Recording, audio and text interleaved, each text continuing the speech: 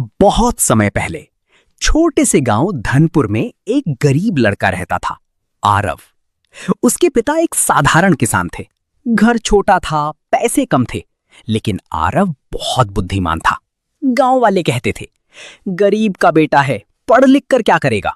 लेकिन आरव हमेशा मुस्कुराकर कहता, इंसान की असली ताकत उसकी बुद्धि होती है, धन नहीं।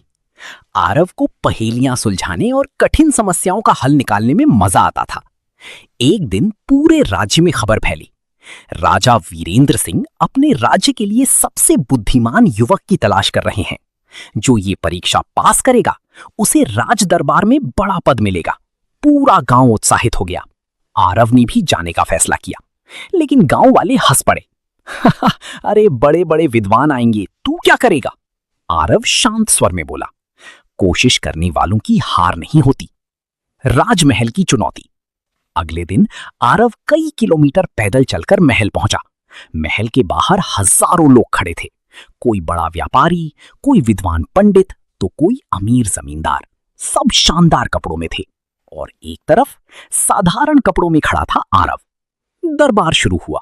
राजा सिंहासन पर बैठे और बोले, आज बुद्धि की परीक्षा होगी, ताकत या धन की नहीं।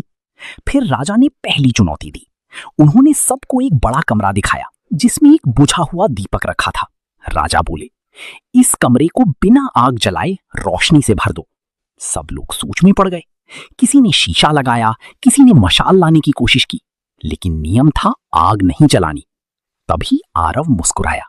वो कमरे की खिड़कियां खोलने लगा। सूरज की तेज रोशनी पूरे कमरे में फैल गई।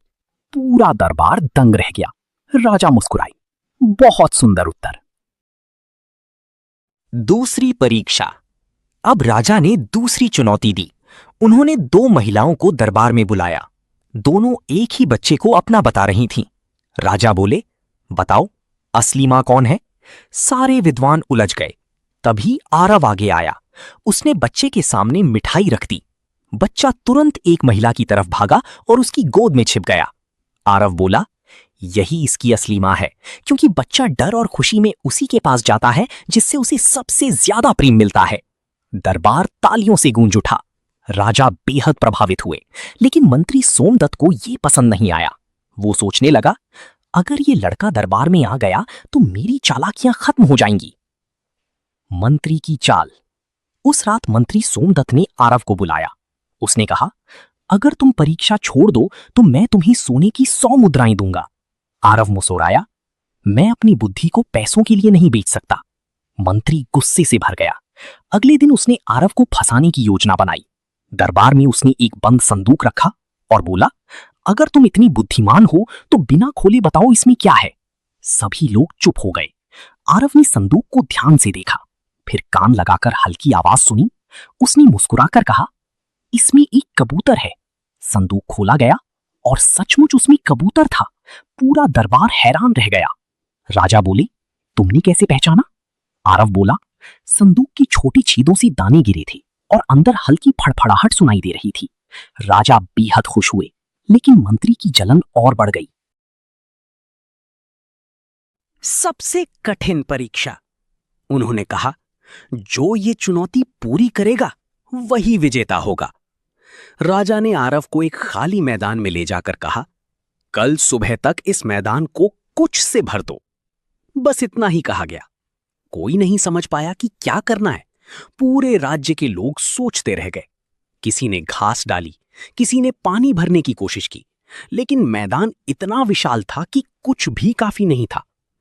आरव पूरी रात सोचता रहा। फिर अचानक उसके चेहरे पर मुस्कान आई। अगली सुबह वो मैदान में पहुंचा और चारों तरफ सैकड़ों दीपक रख दिए। जैसे ही शाम हुई, सारे दीपक जल उठे। पूरा मैदान रोशनी से भर गया, सितारों जैसा। राजा खड़े होकर ताली बजाने लगे। अद्भुत, तुमने मैदान को प्रकाश से भर दिया। पूरा राज्य खुशी से झूम उठा। अब सच्चाई का खुलासा। तभी मंत्री सोमदत्त गुस्से में बोला, यह धोखा है। लेकिन तभी एक सैनिक आगे आया। उसने बताया, महाराज, मंत्री जी ने आरव को रिश्वत देने और परीक्षा में फंसाने की कोशिश की थी। पूरा दरबार सन्न रह गया। आरी, राजा क्रोधित हो उठे। सोमदत्त, तुमने अपने पद का गलत उपयोग किया। मंत्री डर गया, उसने सिर झुका लिया। राजा ने उसे पद से हटा दिया। फिर उन्होंने आरव की तरफ देखकर कहा, सच्ची बुद्धि वही है जो ईमानदारी और विनम्रता के साथ हो। नई शुरुआत। राजा ने आरव को राज दरबार का मुख्य सलाहकार बना दिया। अब वही गरीब किसान का बेटा पूरे राज्य के महत्वपूर्ण फैसले लेने लगा। लेकिन इतने बड़े पद पर पहुंचने के बाद भी आरव कभी घमंडी नहीं बना। वो हमेशा कहता, बुद्धि का असली उद्देश्य दूसरों की मदद करना है। धीरे धीरे धनपुर गांव भी बदलने लगा। लोग अपने बच्चों को पढ़ाने लगे। अब कोई गरीबी का मजाक नहीं उड़ाता था।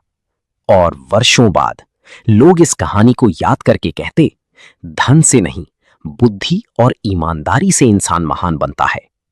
सीख, मॉरल।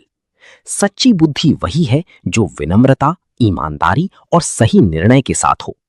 परिस्थितियां चाहे कैसी भी हों, समझदारी इंसान को महान बना सकती है।